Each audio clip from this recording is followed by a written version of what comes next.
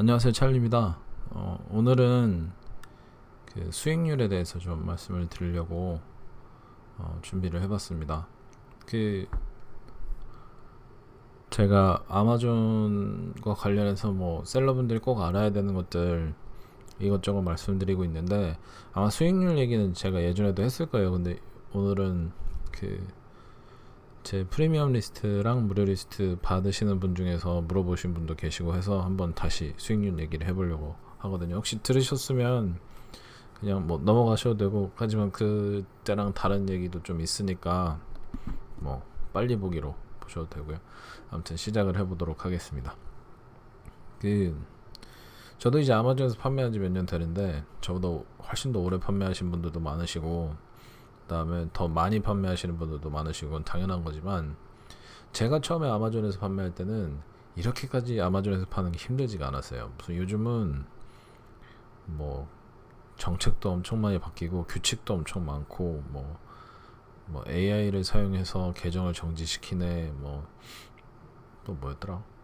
아무튼 되게 이상한 것들이 많이 생겼더라고요.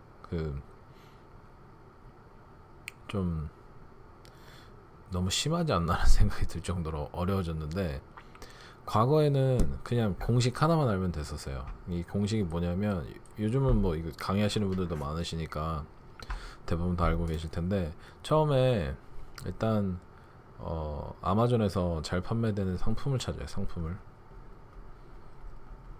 그 다음에 알리바바에 가죠. 알리바바에 가서 이 상품이 가격 차이가 얼마나 있는지, FBA 비용 빼면은 뭐 수익이 얼마나 남는지 보고 조달을 해서 아마존에 입고를 시킨 다음에 PPC랑 그다음에 론칭을 하죠. 이렇게 되면 뭐 길게는 뭐 한 달 반, 빠르면 뭐 2주 정도면은 1페이지 상위 노출이 딱 됐었거든요. 그러면 1페이지 상위 노출 되는 순간부터는 아마존이 가지고 있는 이 트래픽과 그다음에 고객 베이스를 가지고 상품이 그냥 자동으로 판매되는 그런 거였거든요. 그러니까 예전에는 되게 쉬웠어요. 물론 이제 요것도 사실 좀 기술이긴 해요. 이것만 해주는 업체도 꽤 많이 요즘 생겼으니까. 근데 아마 제 생각할 때 요즘도 PL 강의 들어보시면 제가 방금 말씀드린 이 공식에서 크게 벗어나진 않을 거예요. 뭐 그 상품 찾는 방식에서 조금 더 뭐 세련미를 더한다든지, 아니면 알리바바에서 뭐 사기 안 당하는 방법, 혹은 뭐 중국에서 뭐 입고시킬 때 뭐 좀 알아야 되는 것들, 그다음에 PPC 하는 거, 그다음에 론칭할 때 좀 말을 좀 바꾸거나 아니면 방식만 좀 달라 보이도록 하는 것 뿐이지, 이 큰 틀에서 별 이렇게 변하지가 않거든요. 근데 그게 나쁘다는 게 아니라, 제가 방금 말씀드린 이 공식은 제가 판매할 때, 수년, 한 4, 5년 전이에요. 되게 오래됐는데, 그때부터 되게 유명한 아마존 PL셀러 양성 기관에서 약간 만들어낸 거거든요. 그러다 보니까 이게 예전에는 이렇게 하면 남들보다 앞서 나갈 수 있다는 공식이었는데, 이제는 누구나 아는 공식이기 때문에 오히려 이렇게 안 하면 뒤로 처지는 게 되는 거죠. 약간 중고등학교 다닐 때 왜 학원 다니면, 예전에 처음 학원 생겼을 때는 애들이 공부를 좀 선행학습을 시켜가지고 이제 뭐 시험 잘 보고 공부 잘하게 만드는 그런 거였다면, 요즘은 너도 나도 선행학습을 하니 안 하면 오히려 뒤떨어지는 상황이 됐잖아요.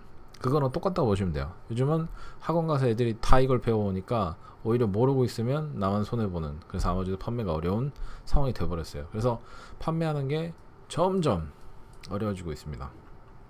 그래서 뭐 요즘 뭐 저도 들어보면 주변에서 막 말씀하시는데, 뭐 자신만의 비밀이 뭔가 있는 것처럼 알려주는 강의가 되게 많더라고요. 근데 까보면 다 비슷해요. 그래서 좀 문제지 않나 라는 생각도 들고, 그리고 이 상황을 사실은 이게 결국엔 아마존의 A9 검색 엔진 알고리즘을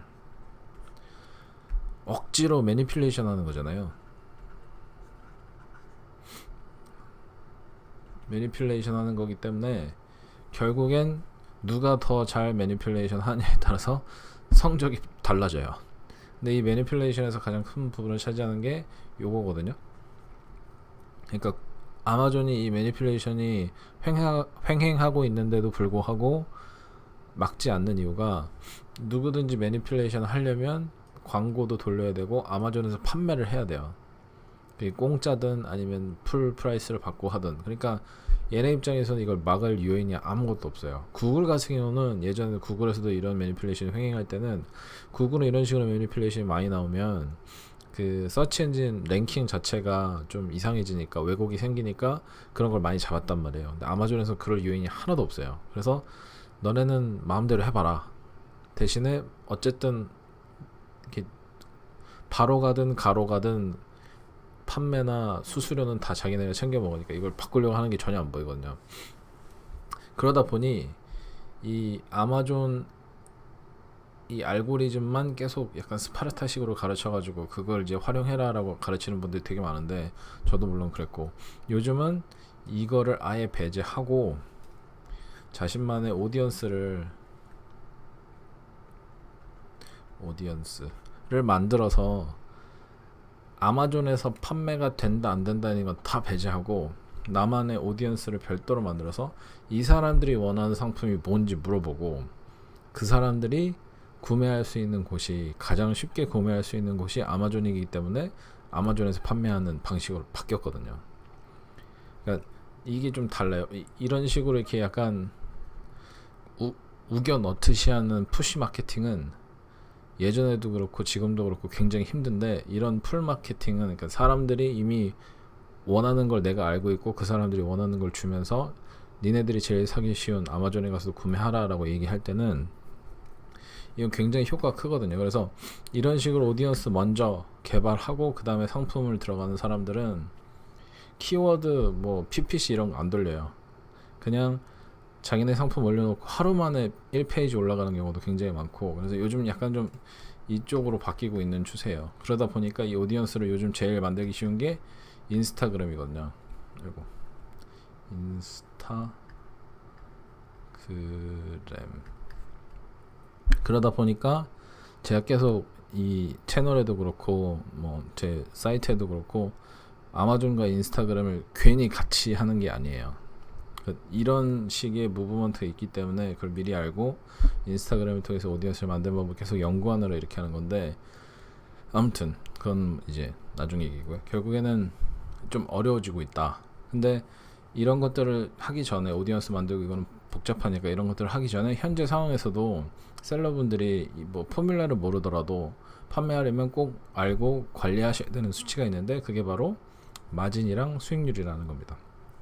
그래서 마진 같은 경우는 이제 많은 분들이 아시죠. 이런 식으로 이제 마진을 산출을 하는데, 그러니까 매출, 자기가 아마존에서 판매한 가격에서 상품 구매 원가를 빼고 아마존 FBA에 입고시키는 가격 빼고 그 다음에 FBA 수수료 빼고 하면은 마진이 나와요. 그래서 이제 여기 마진이 그런 식으로 산출이 된 건데, 그 마진과 그 수익은 어쨌든 똑같은 얘기거든요. 근데 마진율이랑 수익률이 다르잖아요. 이거는 제 아까 말씀드렸듯이 프리미엄 리스트랑 무료 리스트를 보면 마진율과 수익률이 다르게 나오는데, 마진이랑 수익이 같은 건데 왜 다르게 났냐라고 물어보시는 분들이 계셔가지고, 저도 똑같이 같은 얘기인 건 아는데 구분을 짓기 위해서 이렇게 한 것 뿐이거든요. 그래서 뭐가 다르냐면, 마진율은 매출을, 그러니까 마진을, 이 지금 여기 계산한 이 마진을 아마존에서 판매된 그 매출로, 아이고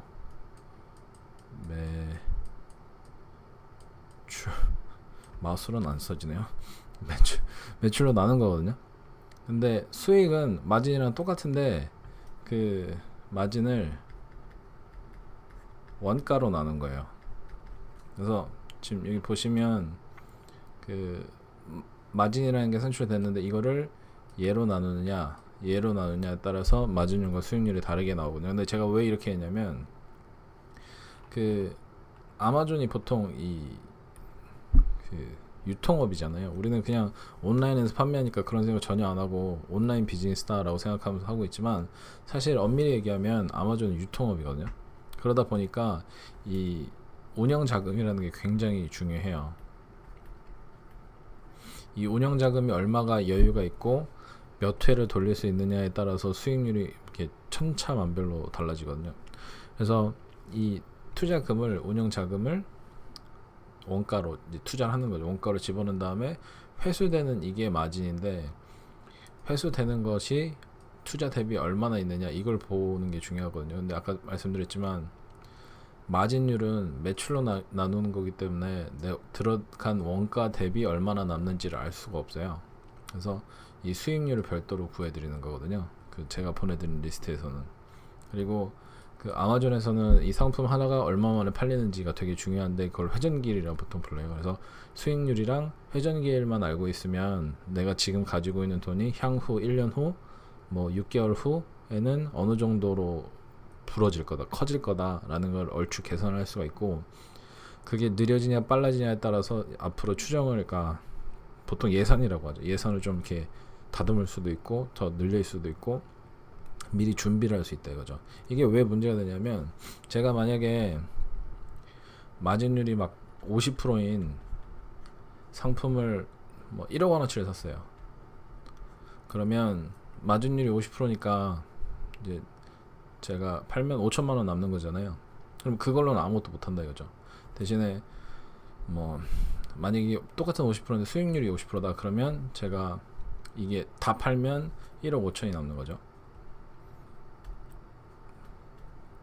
이 정도가 남는 건데 그럼 50%이 수익률이 되잖아요. 이걸 어디다 쓰냐면 제가 처음에 이걸 구입할 때 1억 원어치 재고를 얻어올 때 이게 한 달에 100개씩 팔리니까 한 30일이면 1억 원어치가 다 소진이 될 거다라고 생각하고 떠온 거예요. 그러면 30일 후에는 내가 1억을 넣은 게 1억 5천이 되겠죠.